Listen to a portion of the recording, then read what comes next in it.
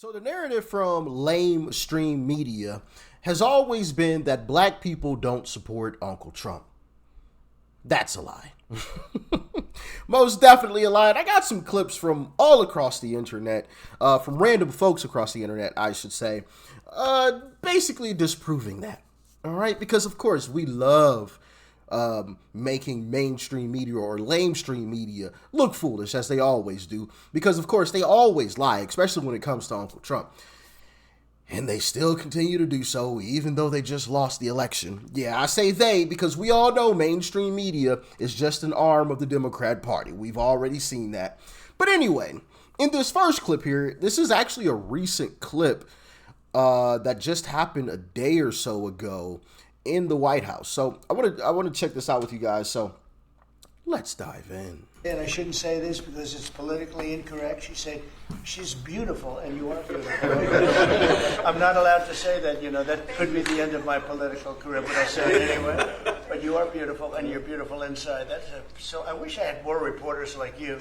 You covered Africa for a long time? Yes, for over 10 years. Wow. I covered even your first administration. Yes, I know that. That's great. Well, thank you. That's so nice that you said that. Appreciate it. Yeah, the big bad racist Trump, because that's always been a narrative too.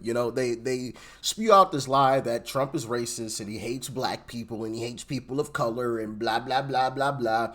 Even though wasn't Trump the guy who helped to fund Jesse Jackson's campaign? Yep. But I don't hear anybody talking about that on the left though. This racist guy funded a black man's campaign, presidential run. Okay, right. I haven't even gotten to the other stuff like Trump housing the homeless black woman who walked into Trump Towers, and they notified him of the situation. So he said, you know what? Give her a room and let her stay there and make sure she has 3 meals a day and a fresh bouquet of flowers every single week on me. But Trump hates black people though. I'm just saying, Trump hates black people. And this is how I know it's genuine. He's never bragged about it. Have you guys noticed that? Trump, not one time when he's being accused of being racist or hating black people or blah, blah, blah, blah, blah, right? He's never, not one time has he said, I did do X, Y, and Z. I did donate to Jesse Jackson's campaign. Wow, why isn't nobody talking about that? Did you know I housed a black homeless woman in Trump Towers on my dime? Like, you've never heard him brag about any of that. And honestly, if I was in his position, that'd be like some of the first things that I would bring up when people accuse me of being racist. But no, he doesn't. Because he did it because he genuinely cares about those folks, not because he wanted to use them as some token, But anyway, let's continue. Trump is the first black president.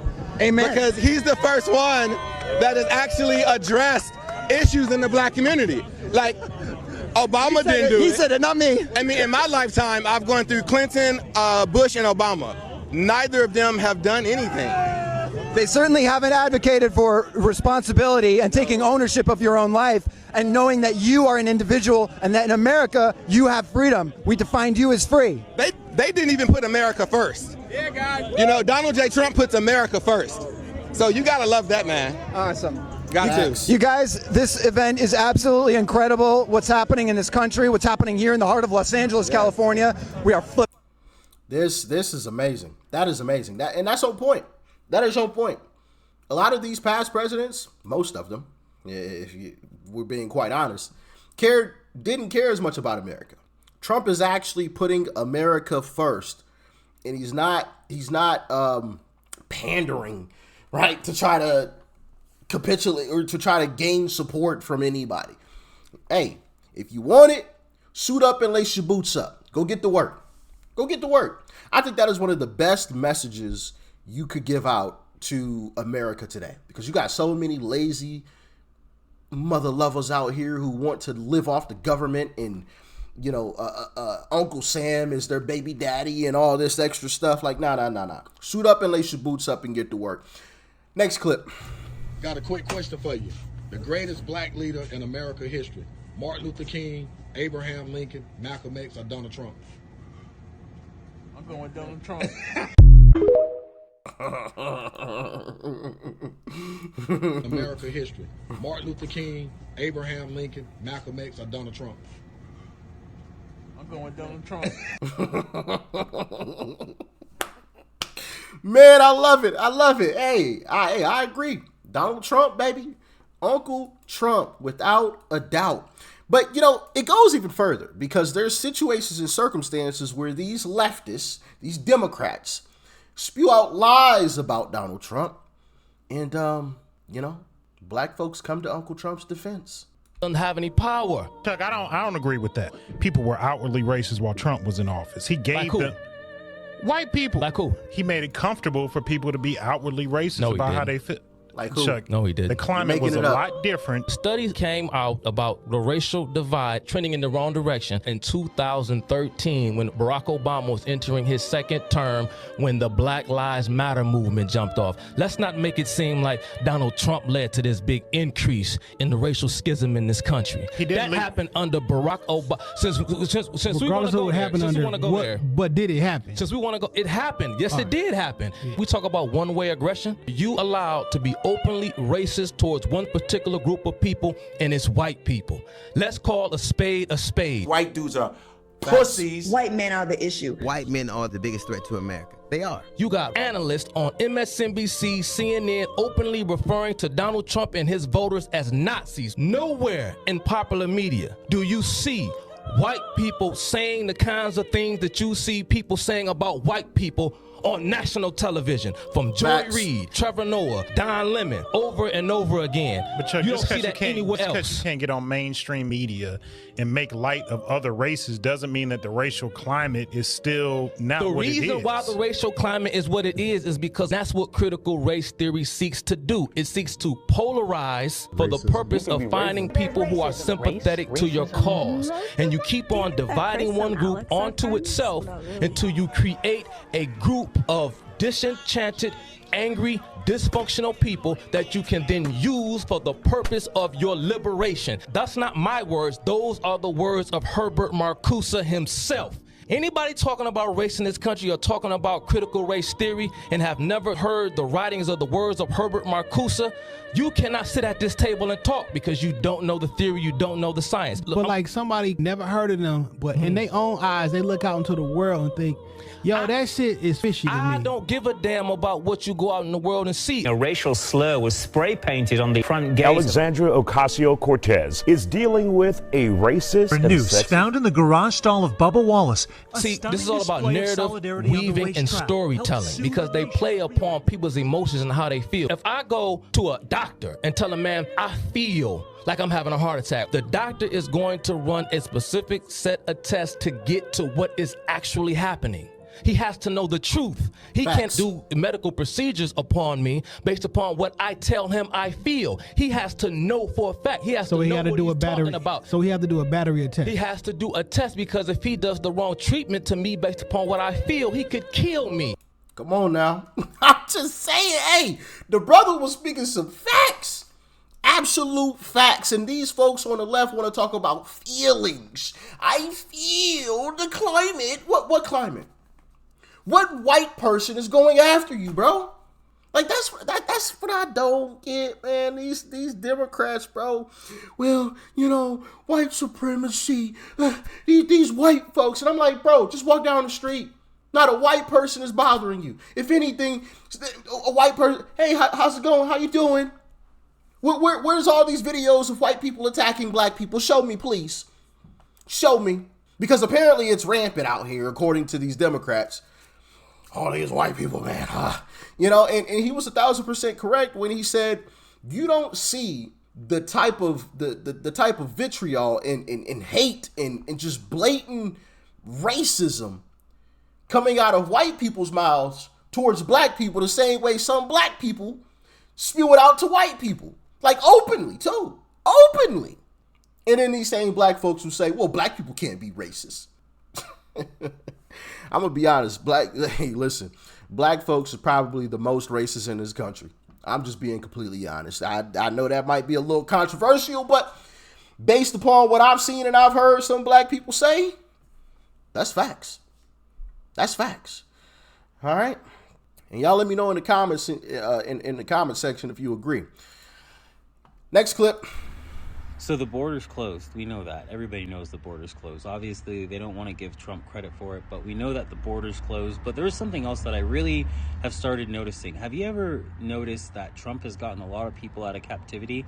Like, people we didn't even know were held captive. Like, I had no idea that there was a ballerina that was in a prison in a different country. I had no idea she was there. I had no idea that there was some black man that was in a country that was held in captivity. And all of a sudden you start seeing these videos of these people thanking President Donald Trump for getting them released.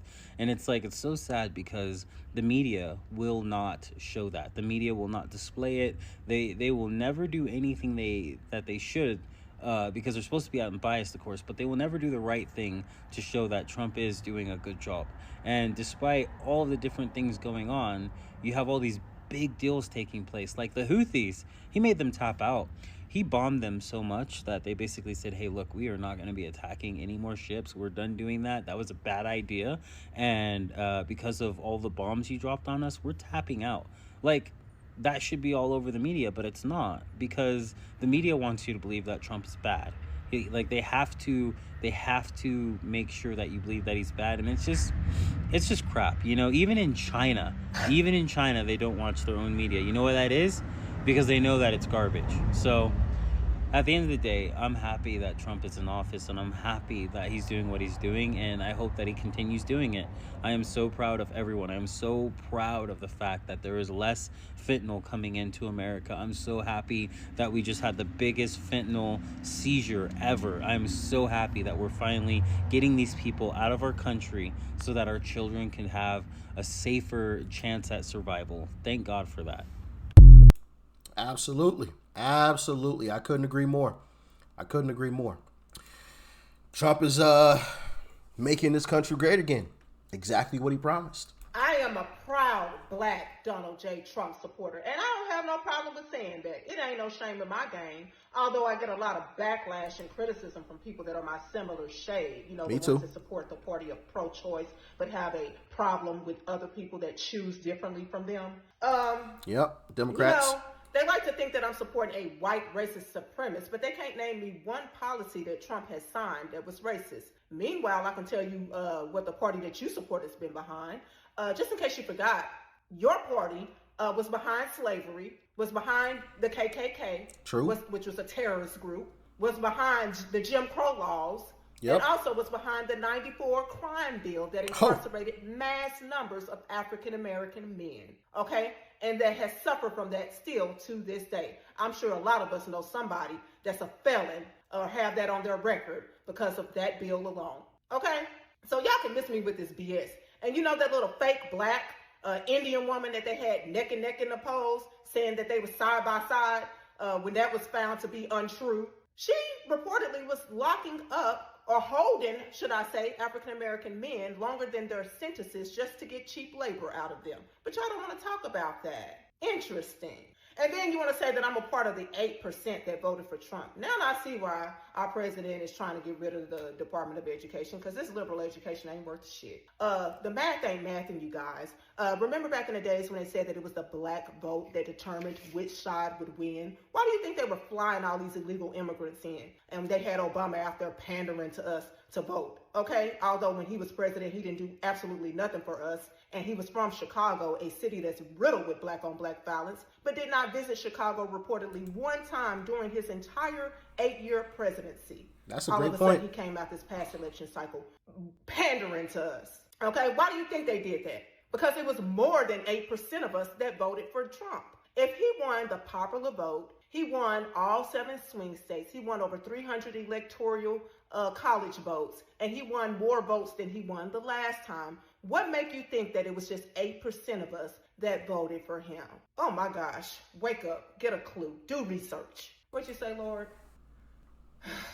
I forgive you because you know not that you've been bamboozled.